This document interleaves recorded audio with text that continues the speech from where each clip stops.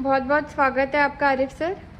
आप हमें अपना नाम और आप कौन से संस्था में काम करते हैं, कितने सालों से काम करते हैं, उसके बारे में थोड़ी जानकारी देंगे। मेरा नाम आरिफ जाफ़र है। मैं नाज फाउंडेशन इंटरनेशनल के साथ जुड़ा हूँ और हम लोग पिछले 32 साल से काम कर रहे हैं। मेरी कुछ और भी पहचानें हैं उन्हीं संस्थाओं के साथ, क्योंकि हम लोग जो हैं LGBT की कम्युनिटी बेस्ड ऑर्गेनाइजेशंस को डेवलप करते हैं। तो उन्हीं में से जिन ऑर्गेनाइजेशन को हम लोगों ने डेवलप कर रखा है, जिसके साथ मैं जुड़ा हूँ, उसमें है भरोसा और फिर इब्तिदाए अनीस और बालार्क फाउंडेशन और मान फाउंडेशन। और हम सब का जो है अलग अलग क्षेत्रों से जो को लेते हुए, जैसे कि मेंटल हेल्थ को लेते हुए, लीगल हेल्प को लेते हुए और स्किल बिल्डिंग को लेते हुए हमारा मुख्यतः काम केवल LGBT कम्युनिटी के साथ ही काम है। और जैसे कि आपने बताया कि आपकी स्पीच के दौरान आपने बताया कि आपने काफ़ी अरसों से इस क्षेत्र में काम किया है, तो कितने सालों से आप काम कर रहे हैं और ऐसा कोई आपकी ज़िंदगी का निजी ऐसा इंसिडेंट हो जिसने आपको इंस्पायर किया हो इस एक्टिविज़म में आने के लिए, कम्युनिटी में इतनी हद तक मदद करने के लिए और इसका प्रचार करने के लिए और लोगों तक बातें पहुंचाने के लिए, तो ऐसा कोई भी एक्सपीरियंस आप हमें बताना चाहते हो? देखिए, जब मैंने 12 साल की उम्र में ये रियलाइज़ किया कि मैं एक गे आइडेंटिफाइड हूँ और मैं एक समलैंगिक हूँ और मैं केवल लड़कों की तरफ आकर्षित होता हूँ, तो मेरा पहला रिएक्शन था, मैंने किताबें पढ़ना शुरू की। और किताबें पढ़ने के साथ मेरा अपना ज्ञान बिल्कुल, मेरी अपनी अंडरस्टैंडिंग क्लियर हो गई कि जो है होमोसेक्सुअलिटी में कुछ भी गलत नहीं है और ये एक भिन्न सेक्सुअलिटी है केवल। तब मैंने ढूंढना शुरू किया कि मेरे जैसे और कौन से लोग हैं। तो उस वक्त जो है पेन फ्रेंड्स के जो है आते थे मैगजीन्स में ऐड, क्योंकि तब सोशल मीडिया नहीं था, तब इंटरनेट नहीं था। हम 1990 की बात कर रहे हैं, तो उस टाइम कुछ भी नहीं था। तो हमने जो है कुछ एक समूह बनाया, कुछ 5 दोस्तों ने मिलके, और हम लोगों ने उसका जो है वहाँ पे गे ग्रुप की स्थापना की। लेकिन हमने देखा कि 1.5 साल के अंदर जो है कोई भी व्यक्ति उससे जुड़ने को तैयार नहीं हुआ। तो हमने देखा कि एक संघर्ष लंबा है, लेकिन लोगों तक हमें ज़रूरत है कि हम पहुँचें। तो हमने बहुत बचपन से किया था, लेकिन ये मेरा अपना बिल्कुल क्लियर था कि जिस द्वंद से मुझे गुज़रना पड़ा, उस द्वंद से कोई और ना गुज़रे, और शायद मुझे तो उत्तर मिल गए लेकिन दूसरों को उत्तर ना मिल पाए। इसलिए हमने जो है इस क्षेत्र में, हम पहले सिर्फ गे आइडेंटिफाइड लोगों के साथ ही काम करते थे। बाद में हमने एक्सपैंड किया LGBT के दूसरे सेक्शंस में भी और ट्रांस के साथ।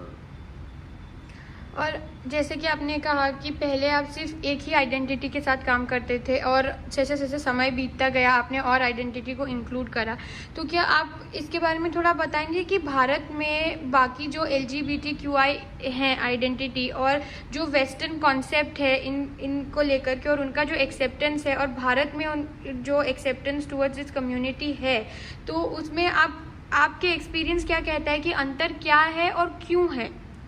देखिए, जो विदेशों में है वो होमोफोबिया है, यानी वहाँ जो तिरस्कार है या नफ़रत है या हिंसा है वो होमोसेक्सुअल्स के प्रति है। हमारे भारत में जेंडर फोबिया ज़्यादा है, हमारे यहाँ होमोफोबिया नहीं है। अगर किसी को पता भी लगता है कि एक पुरुष दूसरे पुरुष के साथ सेक्स कर रहा है, तो उसकी हिंसक प्रवृत्ति उतनी नहीं होती जितना वो एक पुरुष को स्त्री की तरह व्यवहार करते हुए देखता है। तो समस्या जो स्त्रियोचित पुरुष हैं, जो महिलाओं की तरह चलते हैं या महिलाओं की तरह व्यवहार करते हैं और वो अपने आप को महिला समझते हैं, उनके लिए ज़्यादा दिक्कत समाज पैदा करता है। उनके प्रति हिंसक हो जाता है, उनके प्रति भेदभाव करता है, उनको मारपीट करता है। और कारण यह है कि हमारा जो समाज है, जहाँ पे महिला को एक सेकंड क्लास सिटीजन समझा जाता है। हमारे महिलाओं को बराबर के अधिकार संविधान ने तो दिए हैं, लेकिन समाज ने नहीं दिए हैं। आज भी हम बहुत बड़े बड़े फेमिनिस्ट के मुंह से ये सुनते हैं कि मेरी पत्नी काम करती है और मुझे एतराज़ नहीं है, तो ये एतराज़ ना होना इस बात का बताता है कि वो अपनी पत्नी को अपनी संपत्ति समझता है। तो पत्नी, महिला और महिला जैसे जो भी लोग हैं उनके साथ समस्या है। और जैसे कि जैसे आपने कहा कि इनके साथ समस्या है, और आपने ये भी कहा कि जब अभी के भारत में जैसे देखा जाए तो बहुत सारी पुलिस ब्रुटैलिटी के केसेस बढ़ रहे हैं towards the community, transgender community, sex workers, gay, lesbian, सबके खिलाफ, सबके उस बारे में। तो ऐसा कोई पर्सनल इंसिडेंट आपके साथ रहा हो जिससे आपको इंस्पिरेशन मिला हो कि आप इसके लिए कैपेसिटी बिल्डिंग करें, लोगों तक बातें पहुंचाएं और उन्हें ये बताएं कि जब ऐसी चीज़ें उनके साथ हों तो उनको कैसे डील करना चाहिए, या अभी कौन कौन से ऐसे प्रॉब्लम्स अभी भी हैं जो जैसे आपने कहा कि आप 1990 से काम करते आ रहे हैं, तो कल्चरली भी, और क्या आपको लगता है कि कल्चरली अभी वो ही सेम पर्सपेक्टिव पुलिस में आज भी है और उसी तरीके से या उससे भी बदतर तरीके से उनके साथ व्यवहार किया जाता है? अगर है तो आपको क्या कारण लगते हैं और क्या चीज़ें हैं जो हम उनमें सुधार कर सकते हैं?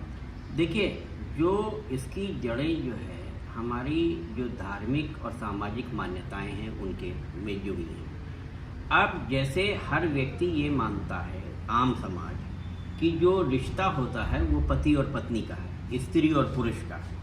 उसके अतिरिक्त जो भी रिश्ते हैं उनको समाज मान्यता नहीं देता।